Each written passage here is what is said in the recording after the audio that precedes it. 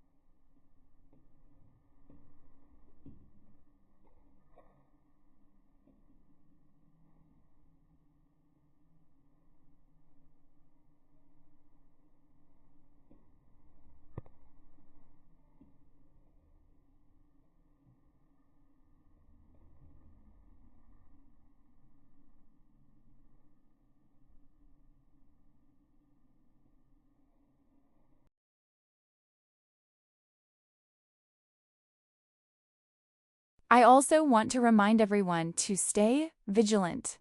My husband and I are both navigating alpha-gal syndrome, and I'm fighting Lyme on top of it. Please, educate yourselves on the symptoms. Alpha-gal and Lyme can feel very similar, so don't let one hide the other. It's a bad year for ticks. See a doctor if you feel off.